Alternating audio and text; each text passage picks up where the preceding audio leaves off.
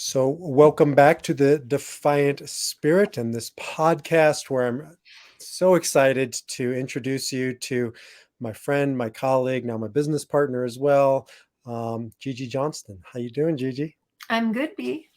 So, I'm really excited to share you with my audience and also to share this with our audience that we're building together. And we'll tell you more about that, all of those of you who are listening.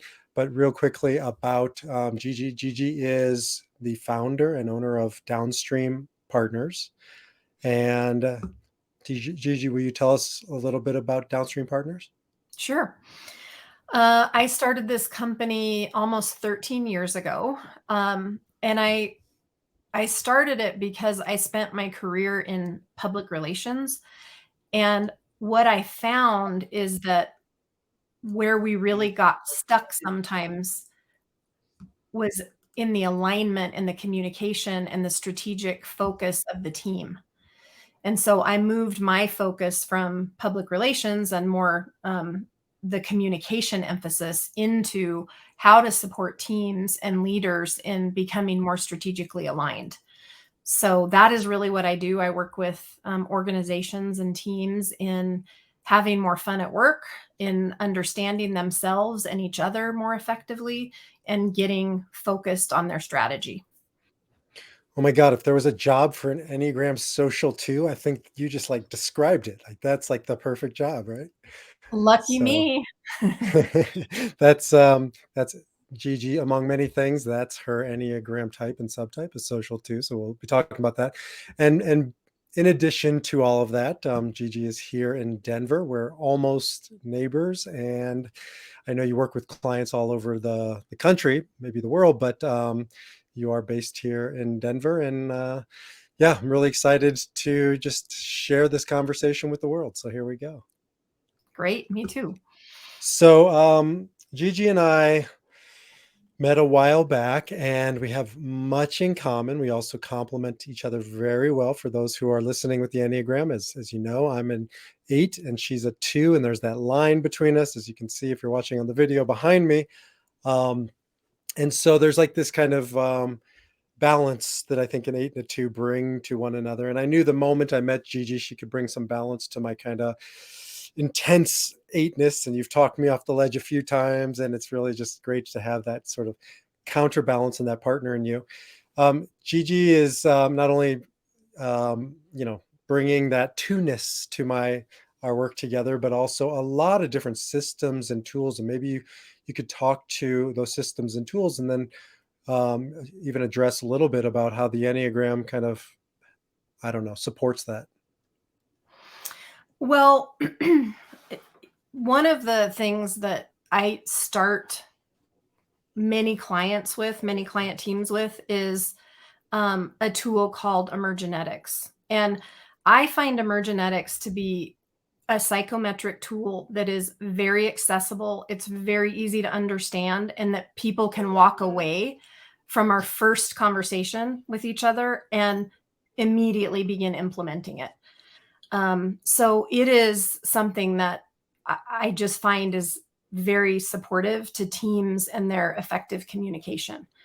I also use a couple of 360 tools because, hey, as leaders, we really need to understand our impact on others and how we're showing up.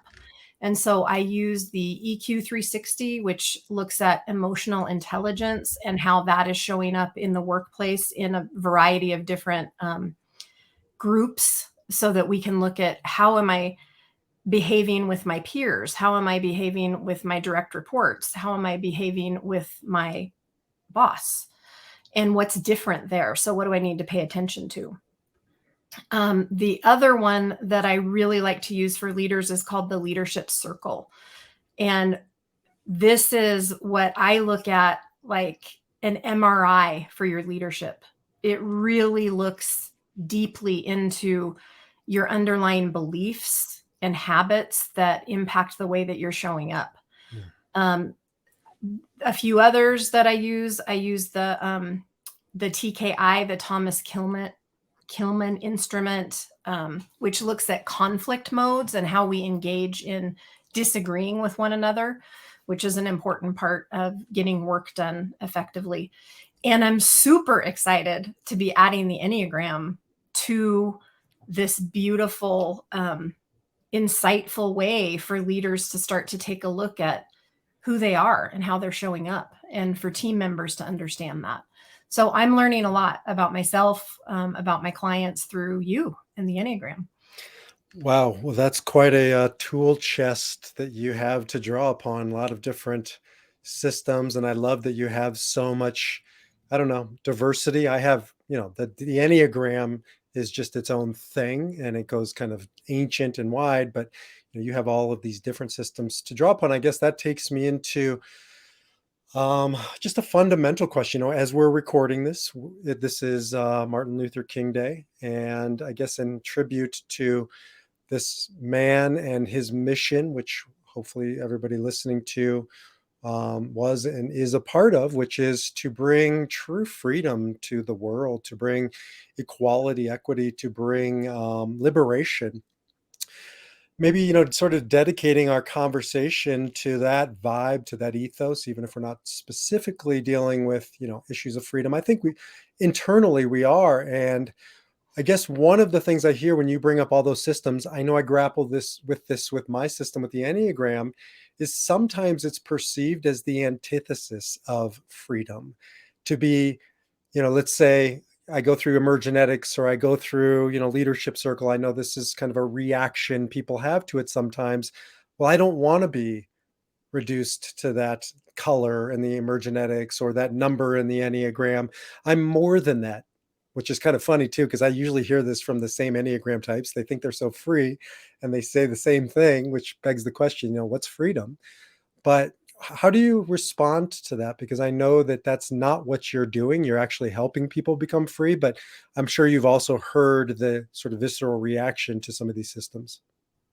Absolutely. And right off the bat, none of us can be boiled down to a set of data in any of these tools, because we're too multifaceted for that to happen. So I look at these tools that I've mentioned as being a way to understand myself more and to understand the people who I work with more. And I do understand what you're saying, because I did my first emergenetics assessment in 1998. And I did it in a leadership group with 50 other female leaders that were selected to be a part of this leadership program. It was called Influence of Denver. And I did my emergenetics, and then I was utterly devastated by the results. Wow. I cried in the middle of all of these leaders. I was in tears because I thought to myself, how can I be a leader of a company and not have these really key aspects show up in my profile? Because I am a more divergent thinker, or at the time we called that right brain, where my thinking is more intuitive, more spatial, more visual in the way that I make sense of things. And I really felt like an effective leader at that time that I should have been able to be more convergent, logical, rational, linear, sequential in the way that I made sense of information. So I feel like that first moment when I got my emergenetics profile back from Gail Browning, who is the creator of emergenetics, it was my invitation to freedom, to stop defining myself that I have to be this way or that way in order to be an effective leader, and to start to accept and love myself. And that's a journey that I'm not finished with. I'm still working on it, but that was the beginning step. It's so interesting you say that, and thank you for sharing. It's always vulnerable to share some of those moments. I've only ever had that reaction, that sort of extreme reaction with the Enneagram, with Enneagram 2s. Fascinating. It's interesting. I mean, because I've had maybe 2 or 3 times that's happened, where there was this either there were tears elicited, or there was this almost anger, blame towards me, as if I created the system or something, and I had to sort of walk myself out of that and explain where you got to on your own. But it's just an interesting thing that those are the 3 times I've had that experience have been with Enneagram 2, the helpers. And why is that, B? Well, Enneagram 2, the helper, is the most relationship oriented of all the Enneagram types. And I think that they put a level of pressure on themselves as it relates to relationships more than any other type. So, I mean, you described it. You said, I should, right? You started, as I call it, you started shoulding all over yourself. The should. But it happened to be in relationship to, you should be relating better to others. You should know yourself better in relationship. Right. And so I just think that there's so much pressure unconsciously, reactively on relationship that 2s tend to feel very disappointed in themselves when they don't feel like they've lived up to that. Interesting. Well, I will say that when I got my Enneagram results back, and you have helped me a lot understand myself since we've done this, but I was not happy with being a 2 at all. I was like, wah, wah, I'm a 2. Every type says that except for Enneagram 7. They like being them. The 7 is the enthusiast. And so they're probably the most proud of their type. But everybody else has an ick factor, but no type has it quite like the 2. The ick factor is alive and well for some of those reasons, I think. But there's a sensitivity. Look, sensitivity is, we say it sometimes like it's a negative. It's a beautiful thing to be sensitive, to be able to feel is a wonderful thing. The challenge with 2 sometimes is turning that off or turning that down or muting it a little bit so it's not quite as, like nobody wants a sensitive tooth. You got to sort of cover that piece up a little bit so you can drink ice water. And I think with the 2s in general, that sensitivity is a blessing and a curse. Well, you have really helped me since we've started working together understand my 2 in a brand new, much more expansive way. Because I think that my 2 was a little like schleppy. I was just kind of I was doing things maybe not out of so much freedom as obligation and fear and maybe some need too. And I feel like since we've started our work together in the last year, I've really understood the strength of my 2 and how not to overuse it at the same time. And so it's been really helpful for me, both personally and professionally and in running my business. So I also think that with 2s, it's kind of a revelation, whereas other types, I think, know that they have shadows and know what the shadows are a little easier, because I think we point them out. Like as an 8, I react and respond as an 8. I usually say that instead of I am an 8, because I am not an 8. You're not a 2, but sometimes I forget. And with 8s, I've been told my whole life, you're too much. You're too big. The energy's too intense, right? You're being an 8-hole. I've been told that by my wife many times. It's right there. Like nobody I don't even have that term for a 2, because I think we dance a little bit around the 2 because of the, where it's coming from is a good place. And usually what it's directed towards is another person. And we appreciate that. So I think you're up against a bigger challenge sometimes than some of the other types, because we dance around the shadows of a 2. Does that make sense? It does. It does. And my shadow is my ability to see myself and to not define myself only through others, but to understand my own needs and my own desires and to communicate those. And that is, even at the point I am in my life, I have 4 kids, I have 5 grandkids. I'm still working on it. I'm still working on defining those needs and expressing those needs. But what you have helped me understand is how much more effective I am when I do that. So there's freedom in just owning my shadow. I think there's a lot of freedom in owning our shadows. It's such a relief when we finally can just recognize it and quit running from it. Absolutely. I know you're, practitioner and student of Brene Brown, and I think she really brought to our consciousness as a society the price we pay for hiding those shadows, the shame that's involved, and the liberation that comes when we can just be honest. Like we all have shadows. There's a saying in the Talmud: the greater the woman, or the taller the woman, the longer the shadow. Like you can't have it both ways. Hmm. And if you're going to do big things, you're going to cast a big shadow. So, we tend to want to just look at the tall aspects, the good aspects, the light aspects, and not deal with the shadows. But there's such liberation of just saying, here it is, right? I'm not going to pretend. I'm not going to run. I'm not going to explain. I'm just going to look at it, sit with it, be honest about it. Like that's liberation. Yeah.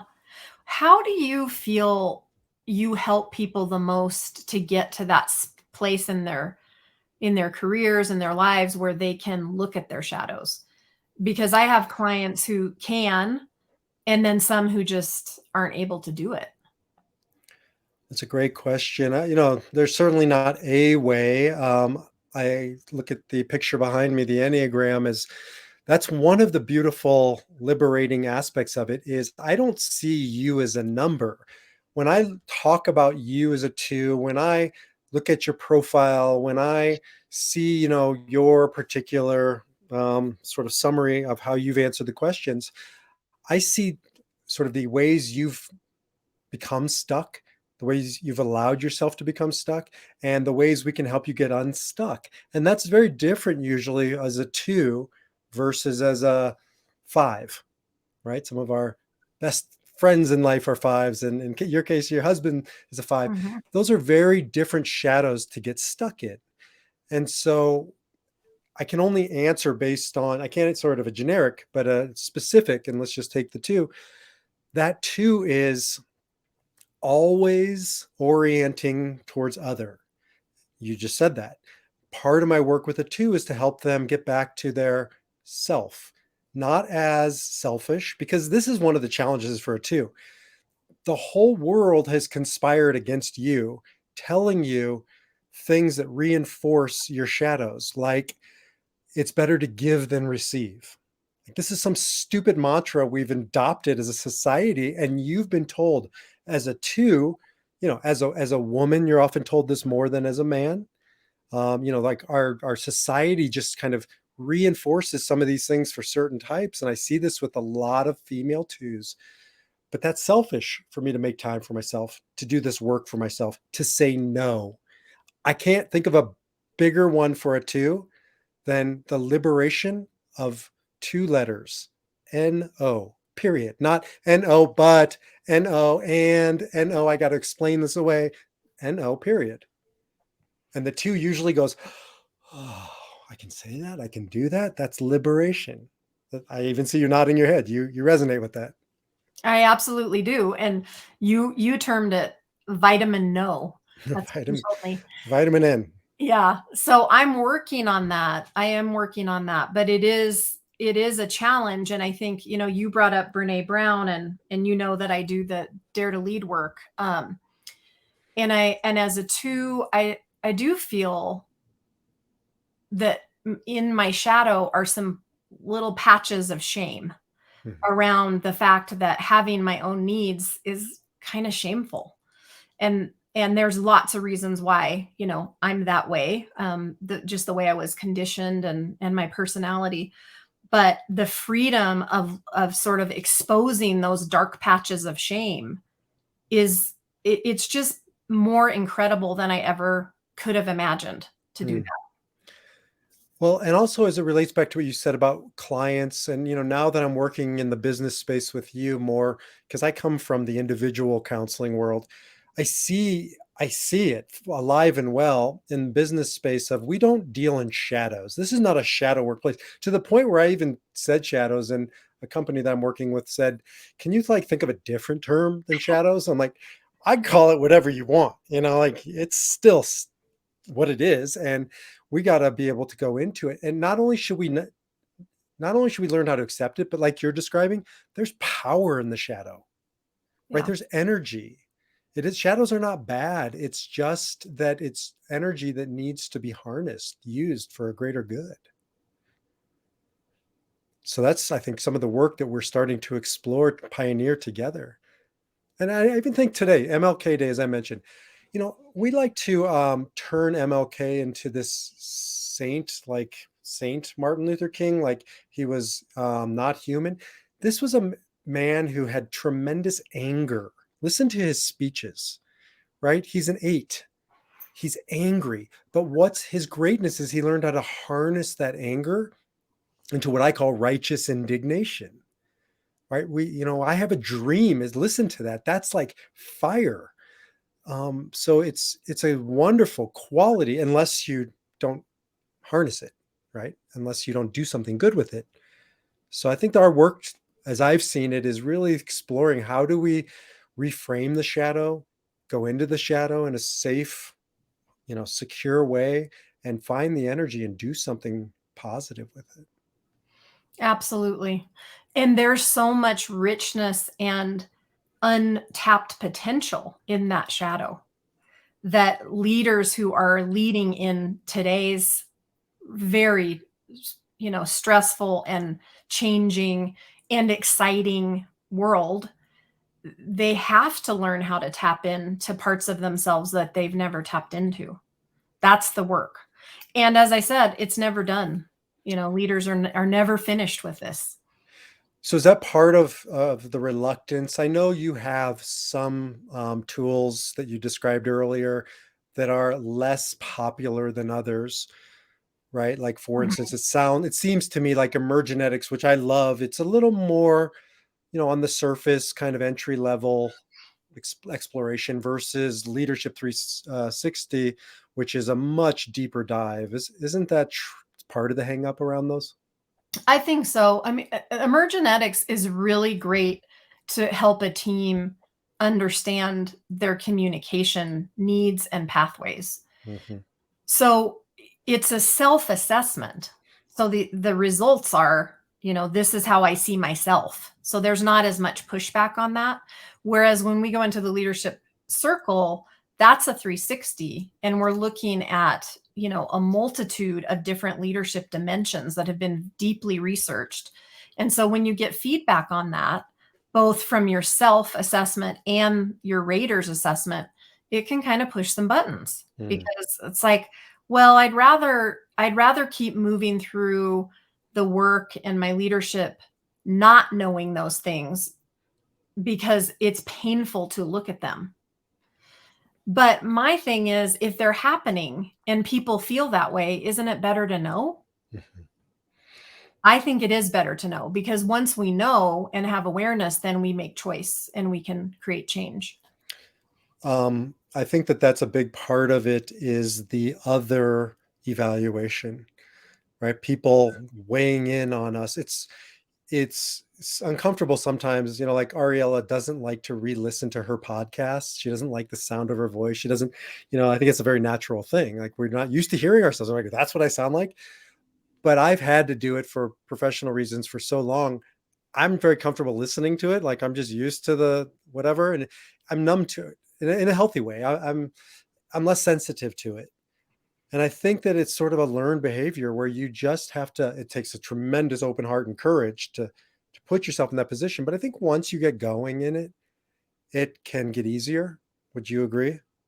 I agree. And when we set up the system to be supportive and to be open to change and to learning, that really creates a lot of what we call in Dare to Lead a brave space. Mhm. Um, we say less about a safe space because safety for everybody is different. But if we have a brave space, it means that we can ask questions and look at hard things and ask for what we need from each other in that process. I love that. Brave space. Good, Mhm. good shift in language. And then I think, back to what we were saying before, if we can start helping people realize it's not something to be gotten rid of, it's something to be unpacked, to be utilized, harnessed, right? As for something greater than yourself. This is the Frankel piece, right? To find your why. Like, what's the why in that shadow? As a 2, the sensitivity, as an 8, the vulnerability, whatever it might be. That gives me a purpose. I can do something with it as opposed to just, I don't know, healing it and making it go away. Right. Well, and I would even go so far as to say, and I'm not saying I'm there yet, but to to love it, because it is a part of who I am, and it came from, all of the experiences that have made me who I am. That is what my shadow is. And so if I can love it, and even, my husband, different shadow, because he's a 5, and he's has a very different emergenetics profile than I do. But I love that part of him, instead of saying, oh, that's different and I don't like that, so fix that. Mhm. I think we have to stop saying that to ourselves too. We have to own it, we have to understand it, but it's not something that we need to necessarily fix. Well, it works really well in the leadership circle too, because anybody who does the leadership 360 piece sees a circle, and that the bottom half, unlike the Enneagram, there's no bottom half to the Enneagram per se, but the bottom half of the leadership 360 is the reactive, is the shadowy side. And you can hear people say they want to stick with the top half of the circle. But the problem is you can't have half a circle. It's Nope. a circle's a circle, right? It's the whole thing. And in a lot of ways, the reactive on the leadership circle is the juiciest part. It's just so juicy. And it really lends itself to incredible transformation and development in our lives and as leaders. So I love that we're using the Enneagram to understand that reactive even more than I've done on my own. So I'm really excited about that. So you have so many great systems, and I'm learning a tremendous amount. The one thing I do believe I've seen in the Enneagram that I haven't seen, certainly like in Myers-Briggs or DISC or Strength Finders, as great as those are, the Enneagram deals in the shadow transform. Frankl calls it transforming tragedy into triumph. I would call it transforming darkness into light. And the Enneagram really deals in that core shadow, like we're describing, of how to go into it and extract that energy, that meaning. So I do think it's a nice compliment to your beautiful, you know, system. Well, I mean, the excitement is really around how we take these tools, because that's really what they are, and we help our clients create learning and transformation and growth. I really am excited about the opportunity to do that with you. And there's nothing more fun and more rewarding than to see a group of leaders or a team understand themselves better. There's just nothing better than that for me right now in my life. I really enjoy that, and we need it in our world. We need organizations and teams who can be more effective together.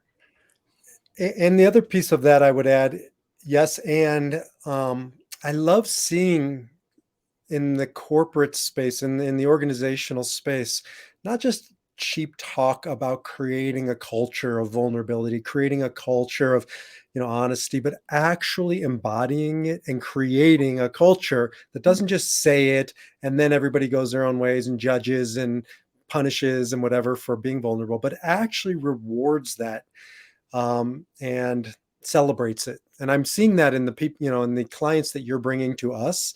These are forward thinking, these are open hearted people who are really, I think, transforming industry.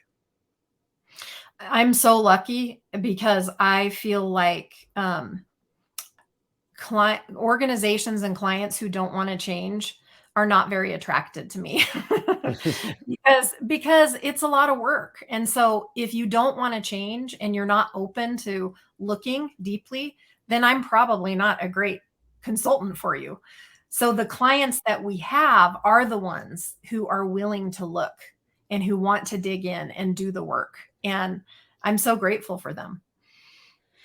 Well, it's beautiful because I have seen it firsthand as we wrap up. In the organizations and the companies that you have introduced me to, this is liberating. This is not like, another have to. it's a get to. I get to do this work. I get to access these resources and tools. One company has gone so far as to put them on their wall, like these beautiful paradigm shifting, shadow work stuff on the wall of a business. It's like, my God, this is exciting. And I don't think anybody in that business who you mentioned emergenetics or now the Enneagram to has anything other than questions and excitement and enthusiasm around this. That's been my I experience. That is absolutely true. And that's Absolutely. liberating. That's not a burden. That's not, oppressive or reductionistic. No. That's why I have the best job in the world. Well, I am so thrilled to be exploring your best job in the world, and I agree with you. And I think that we are just at the beginning of in a society that's opening up to these conversations, that's willing to have them now in businesses. And where it goes, I don't know, but I know it's going somewhere, and I'm really excited to be by your side on this journey. Me too. Thanks, B.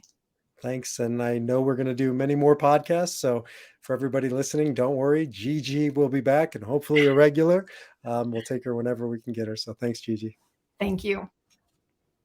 And to our listeners, jump over to the defiantspirit.org. I got a new website that's still under construction, but it's pretty much done. And of course, you should jump over to Downstream Partners, downstreampartners.com, and learn more about my good friend and partner, Gigi. And I know you won't be disappointed. You can connect with her there. And until the next time, live your number and defy your number and live your spirit. And we will catch you in the next podcast.